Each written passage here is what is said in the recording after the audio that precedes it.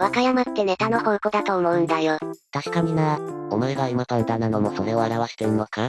今月末いなくなっちゃうんだもんね。ネタが一つなくなっちゃいますね。そういうことじゃないのよ。寂しくなるよな。そうだけどそれ以外にもさ、特に海外系のネタが多いと思うんだよ。例えば串本とか、トルコね。他にもスサミにソビエトっていう島あるらしいし。なんか赤そうな島だな。それに那智勝浦町ってあんだろ？あそこ別にあの国じゃないよ。だからそれらに挟まれてるとこは多分分割される。おいよく小座川町と串本町分割されねえな。かなりこじつけが過ぎるような。こじつけないと新しいネタなんて出ないよ。これまさかパンダの代わりのネタにする気か？もちろんその気だけど、ポーランドボールのミスビララ。このネタわかるのほぼいないって。